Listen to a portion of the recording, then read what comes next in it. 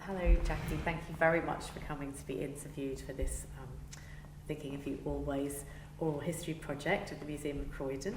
And my name's Catherine PRESTANO, and I'm going to be interviewing you and inviting you to share the memories that you've thought of and maybe others that come up for you. So how would you like to introduce yourself? Tell us a little bit about you and how you come to be involved with ALLDERS. My name's Barrie, and my first job at the age of 16 was as a Saturday girl at ALLDERS of Croydon, the flagship store, which would have been way back when department stores were at their peak. And I only worked there on Saturdays and during holidays while I was a student, but that was in all those formative years from the age of 16 to 20. And as it turned out, my career went on not to be in retail, but to be in home shopping. So it was selling off the page rather than selling to the public in store.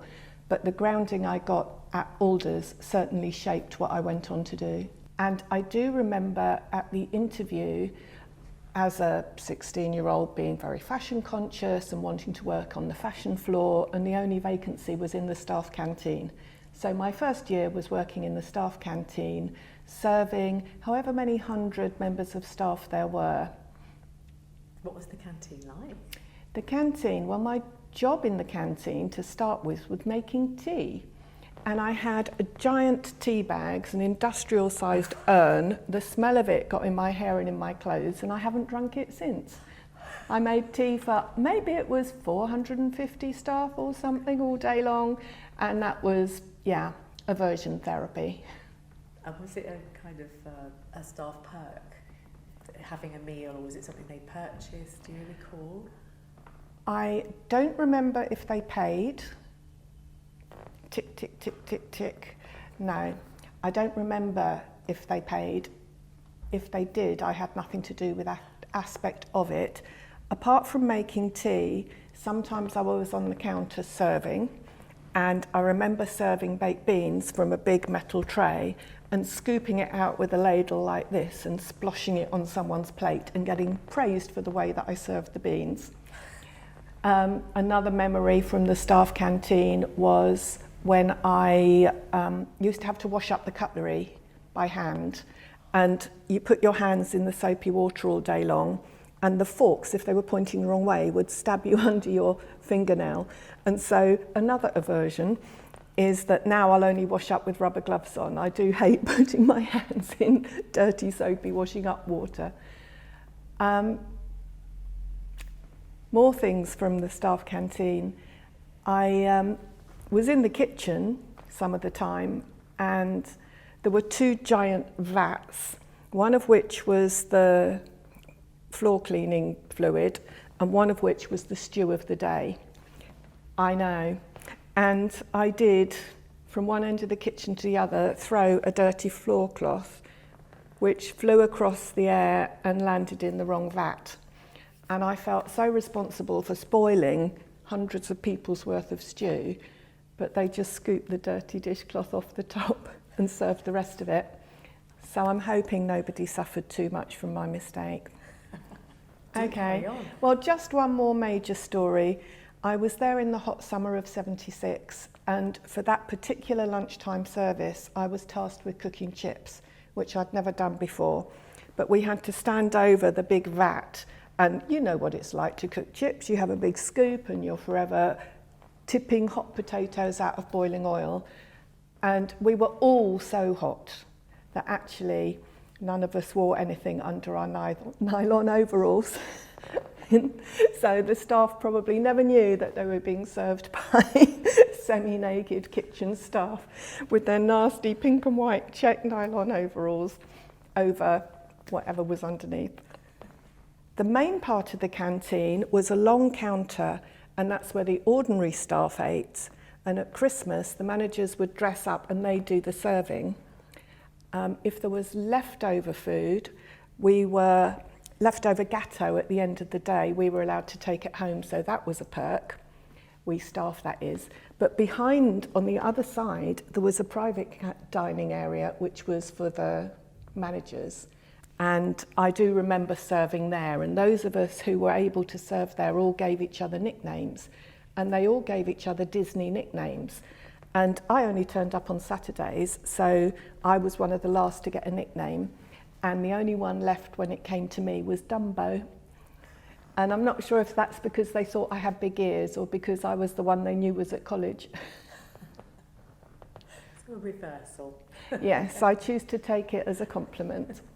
Well, the fact that we gave each other nicknames, I think, is a sign of a great family support network amongst them. And I was very young, and I was just there to do what I was told. I remember distinctly getting the bus, parking it at Dingwall Avenue, having to come in the staff entrance. Menswear was in front, and there was the check-in piece of card with a timestamp which you had to put into the machine to get noted. And it was a big problem if you were a minute or two late from the time you were supposed to arrive. And you couldn't cheat the machine. So then the staff canteen, as I recall, was on the top floor. Another memory, which today is quite shocking, was they had jellies with piped cream on the top. If they didn't sell, we were told to wash the jellies under the tap to take the old cream off and type fresh cream on for the next day. So food hygiene standards then were not the same as they would be today, I suspect. It wasn't my great vision to work in the staff canteen, and after a year I was able to move, and they called me a float, which meant I floated around different departments to fill in when someone was absent. And my preference was always the fashion-orientated areas. And now and again, I had to go somewhere else. I remember one day being in the carpets department and feeling utterly useless because I didn't know the stock and I couldn't lift any of it up. And every customer who came to me, I had to refer to somebody else to deal with. But apart from that one incident, I spent most of my time in the fashion accessories department. So I was selling jewellery, scarves, gloves, umbrellas. I had one summer, I remember, in what was called the boutique. ALLDERS wasn't known as, for a teenager like me, the most fashionable environment, but the boutique was. It was a concession with all the trendy clothes, with denim jeans, for example, and pop music playing rather than the muzak which played throughout the rest of the store. And I really did enjoy serving in that trendy little corner. And what was on the, what we today call a playlist, was Roxy Music's Virginia Plain album. And that is still in my head when I hear it. What's your name? Virginia Plain. I'm right back in the boutique serving customers in ALLDERS concession.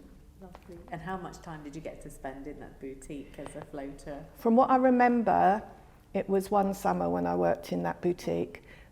But because I was in ALLDERS for 4 years, while I was doing A-levels and then my college qualification, it was only Saturdays and holidays that I had the time to work there. And it was really for me to earn money, pocket money.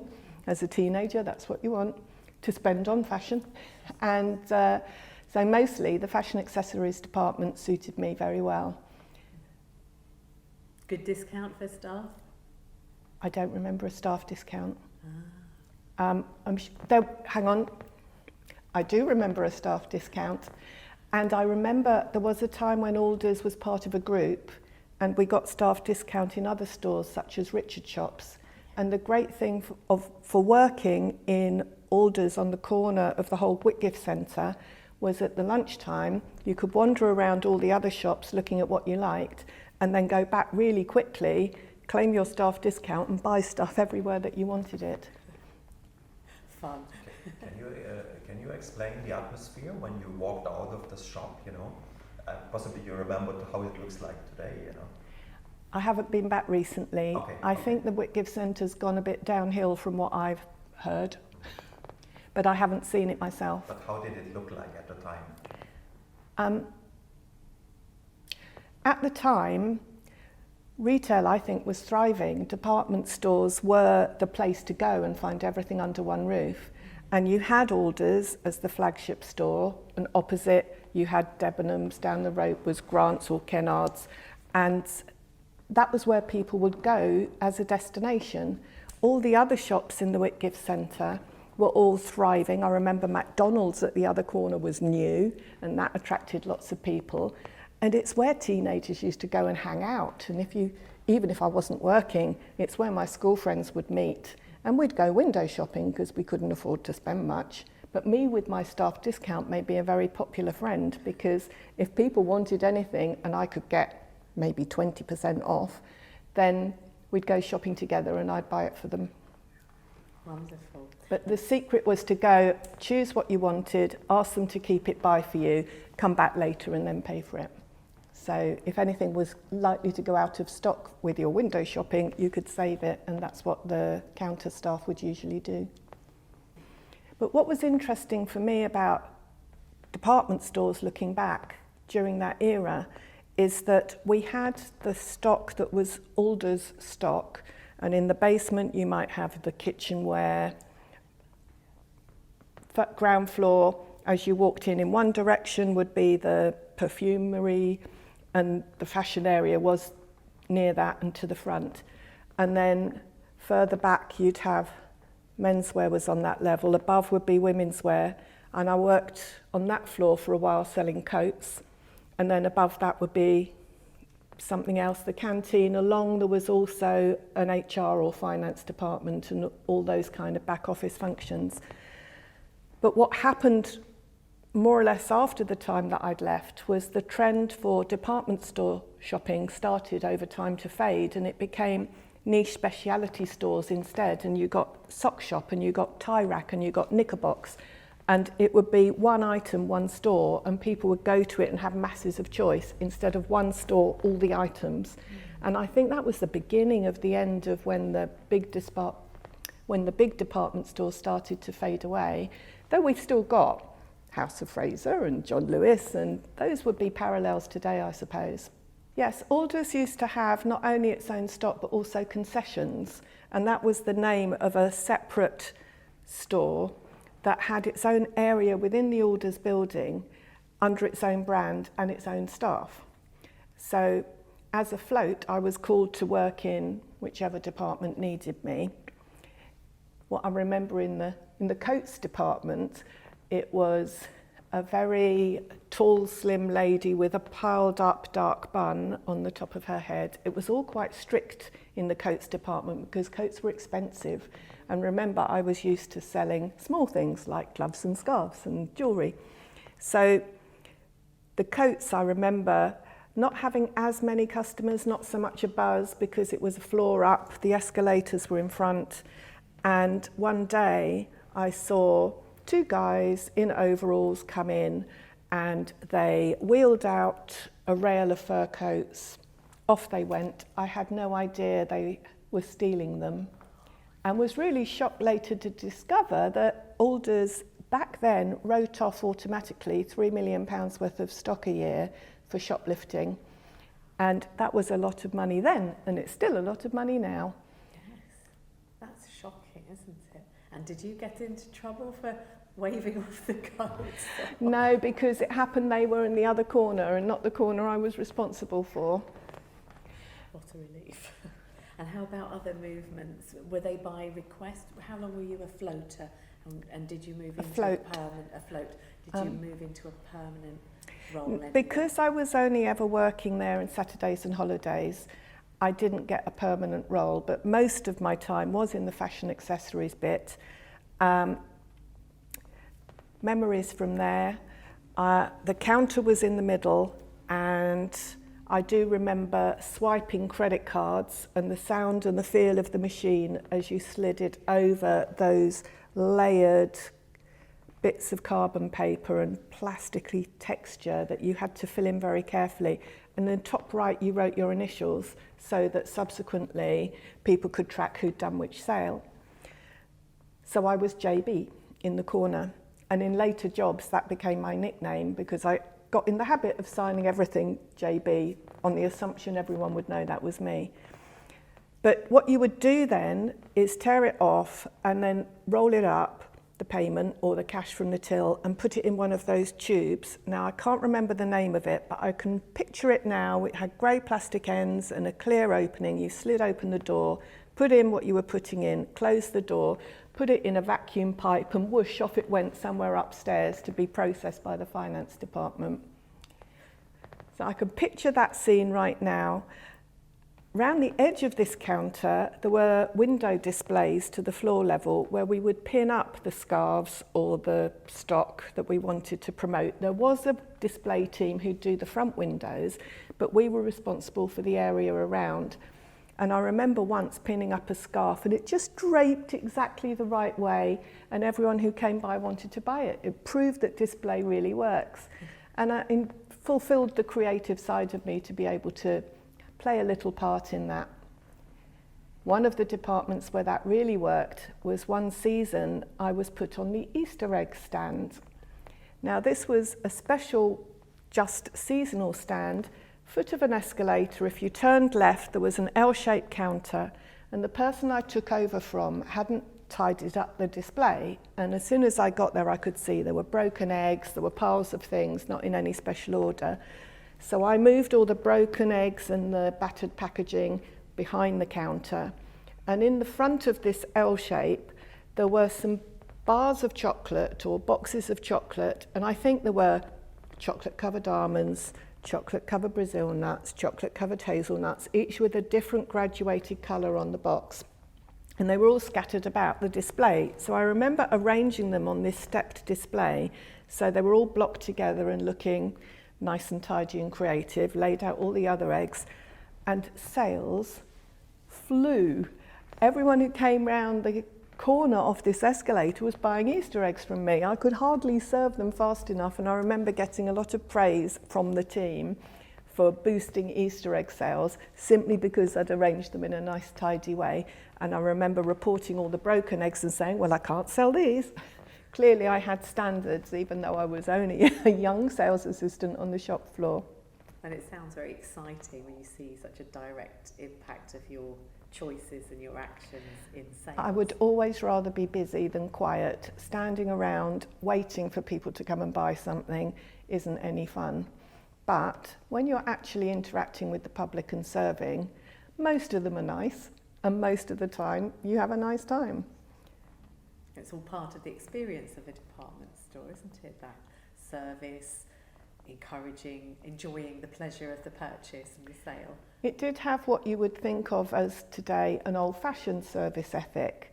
There was a woman who bought a scarf with her friend, and it was a grey jacquard square with a satiny grey edge. She tried it on and looked in the mirror, and I remember saying to her how it went with her hair.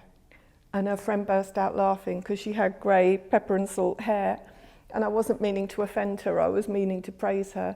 But they laughed so much, and I couldn't apologise more, but I'd already put my feet right in it, and they bought the scarf anyway, so that was okay. When selling umbrellas, we were told we had to open the umbrellas indoors to show that they worked and to show the pattern.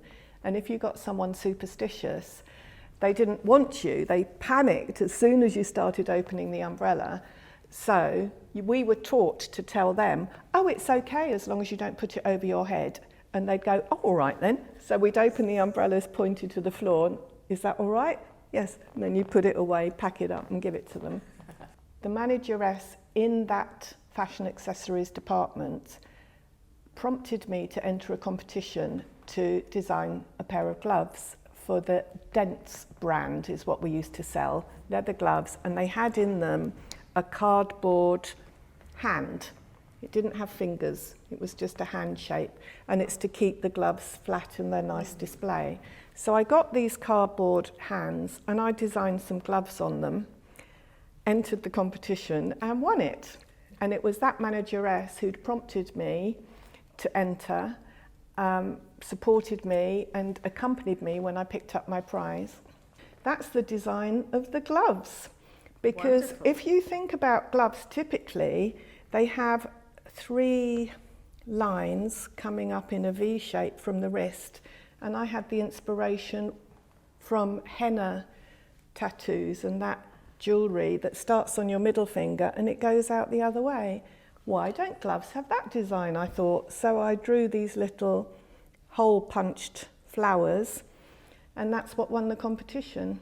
Here I am, back then, I'm guessing at the age of 19 or so, getting my prize, which was a cheque.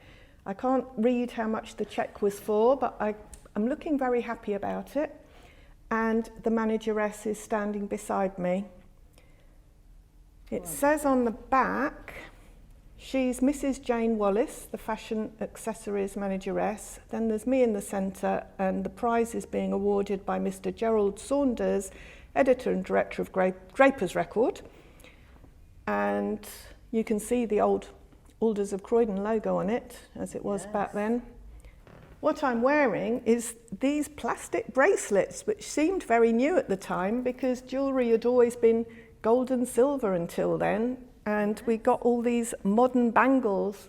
So those would have been purchases from the fashion accessories department while I worked there, and I still have them. Were you alone in being young? Were there lots of other young people there? There would have been lots of people with Saturday jobs. It was a very common thing to do. It probably still is. I remember some of the rules we had to comply with. I suspect we had to call our managers and manageresses by their surname rather than their first name, and a bit like school, being very intrigued always to find out what their first name really was. There'd have been a rule about what you wore. There was a rule, I remember, that if you heard the tannoy say, "Bing bong, this is a time check for all staff," it meant evacuate the building, there's a fire, but don't panic the customers. That stuck in my head. If I'm ever in any shop anywhere, if I were to hear that message, I'd know what it meant. One of the people I met was the managing director at the time, because outside working at ALLDERS, I was training to be a journalist, and we'd been tasked with going to interview somebody. And so I very shyly asked whether he would be the subject of my interview. And I went into his very grand office on the top floor to do the interview. Sadly, I have no written record of it because it was before computers. So there's certainly no digital file. It would have been all typed up, and I don't think I was proud enough of it to keep it. But I do remember being embarrassed when I said to him I was trying to get a sound bite, and he replied, "That's what I've been giving you." So he put me right in my place as a trainee journalist. I only worked there while I was a student. I worked there when I was at school doing O-levels and A-levels, and I worked there while I was at college doing a qualification in periodical journalism. So writing about fashion for magazines was my college diploma. And that meant I was only able to work in ALLDERS on Saturdays and holidays while I wasn't studying. That's wonderful. And did you go on to design any other items after your glove victory? Not really, but I did stay in the retail environment in a way after that good grounding, because after qualifying as a fashion journalist, I couldn't get a job as a journalist, and the job I did get after a few years working at AMP in Croydon, up by East Croydon Station as it was then, in insurance, calculating numbers, calculating policies, really for a wordsmith, not the perfect job. But I got a job at Freeman's Catalogue, so I was writing catalogue product descriptions. I would say the experience of serving the public and knowing what they wanted and how best to sell it to them did shape my future career, because in parallel I was training to be a fashion journalist, never got a job as a journalist, but did get a job writing Freeman's Catalogue. So I ended up in the home shopping sector describing products. So I was selling off the page rather than selling directly face to face. And that grounding turned into my whole professional career. So I wasn't designing things like that pair of gloves.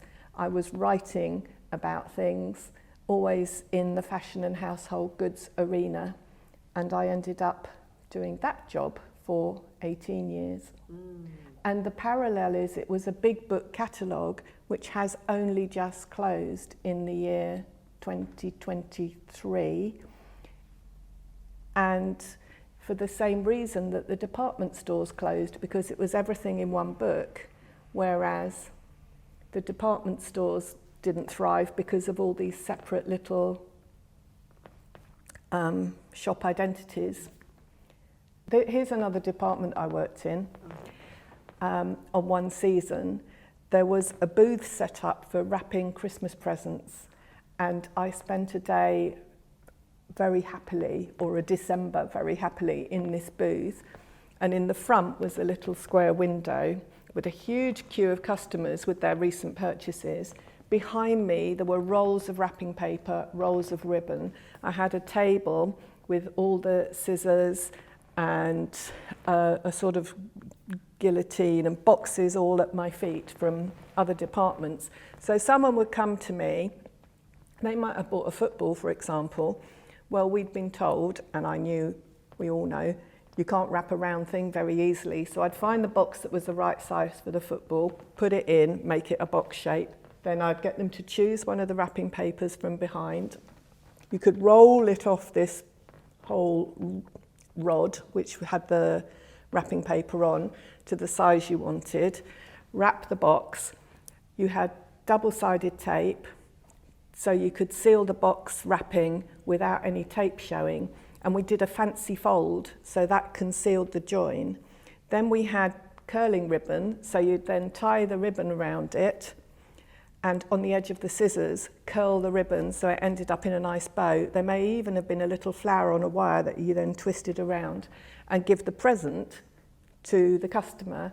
And I remember there being a huge queue of appreciative people who were very patiently waiting because they hated doing their wrapping, and I loved it.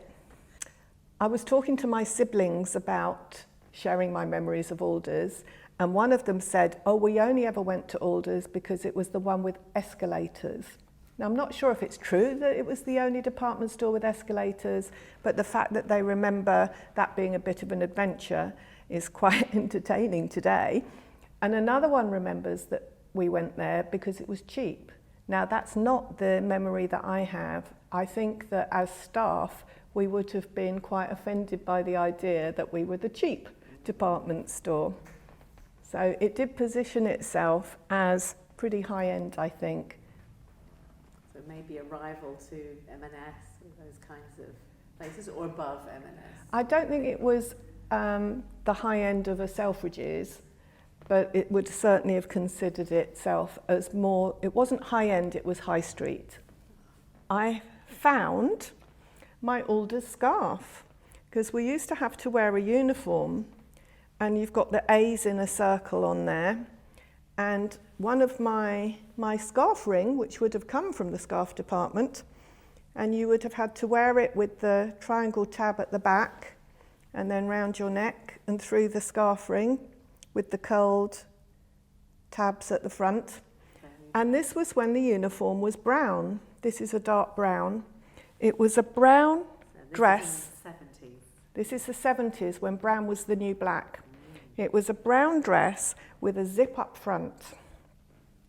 And you also had to wear your staff badge. Here's my story about that, which isn't so much about Alders, but there was a holiday, a family holiday when I was about 18, when they all went away and left me behind because I was old enough to be an adult. And I'd been to Alders, came home and realised I'd locked myself out. So I saw my parents' bedroom window was open, which was on the first floor, and it was one of these windows that swings like this, and it was open for the cat. So I went to the garage, forced open the garage doors because the lock wasn't very good, and there was a huge white wooden ladder on posts on the wall. Managed to get the ladder off the wall and bring it round to the back of the house, near where this open window was. I should say that before I did this, I'd already phoned the fire engines to say, could they break in for me? And they said all they would do is break a window and it would cost me 50 quid and I might as well do it myself. So they said, is there an open window? And this is why I activated this plan. So I put the wooden ladder up against the little roof to the first floor, and then got scared. How was I going to get from the top of the ladder to this open window? And there was a little wall between where their house joined the neighbouring house. So I moved the ladder to this wall, climbed up it, climbed up along the wall, and then there was a gap across the roof from where I'd ended up to where their window was. So I was spread-eagled on this roof in my Alders uniform, managed to inch my way across, grab onto the windowsill, and then swing the window, which then swung on my knuckles, but I didn't let go. Hanging onto the windowsill, I tumbled in and landed safely in the house and learned the lesson never to lose my keys again. But my Alders uniform was completely destroyed by this because the roof that I'd been sliding across was covered in algae and it had completely destroyed my brown zip-up dress. So I had the embarrassment of going back and saying, I've ruined my dress, I need to have a new one. And they did give me a new one. For a fee or free? I suspect it was free. I don't have a memory of having to pay for it. Apart from with shame.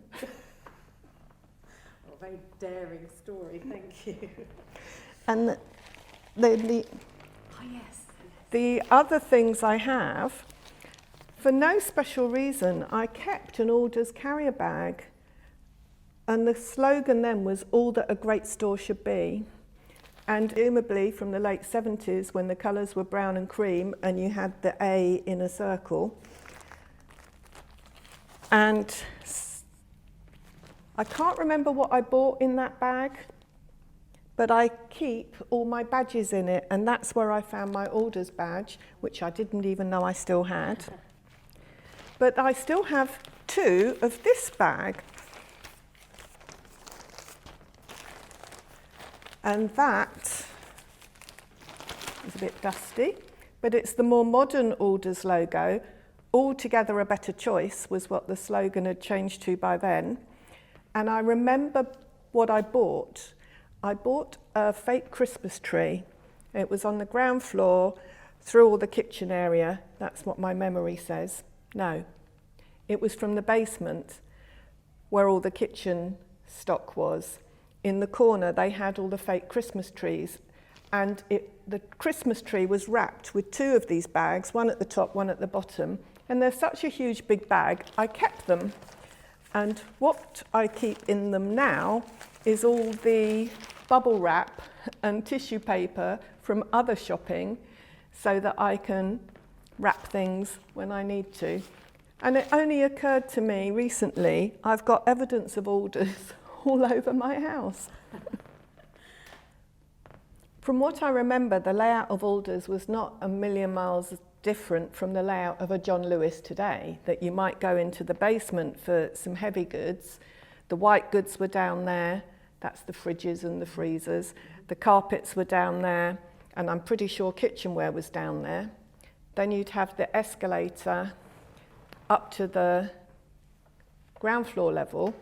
And because Alders was on a bit of a slope, what was at the ground floor at the lower end was slightly different to what would have been the ground floor at the Dingwall Avenue end. That was menswear. But the ground floor at the lower end, which is now the pedestrianised high street, would have been all the perfumery, and then towards the middle, the fashion accessories bit where I spent at least a year or 2. Up escalators again, you'd have ladies' wear, children's wear, and then up again, it would have been, I may have forgotten a layer, but the staff canteen and all the back office functions. When I worked in the jewellery department, which was part of the bigger fashion accessories department, sometimes the chains would break, and there was a little room behind the counter where we would be serving customers, where we would repair them. And we had a pair of electrician's pliers, which had red handles and a little turned over point at the tip, which is how you could pick up tiny little links and then bend them round to repair what was a broken chain so that it could go back on sale to somebody. And I wish I had those pliers today. They sound very handy. Very handy they were. it would be great for it to be a premises that can really serve the community. Okay, so it doesn't have to be selling them stuff, but something that will bring Croydon back to life. I'm Jackie Barrie, and I have, in one way or another, worked in retail or sales all my career, but it started when I was at ALLDERS as a Saturday girl and a holiday girl, which would have been from 1976 to 1980. During that period, I was doing O-levels and A-levels and learning to be a fashion journalist.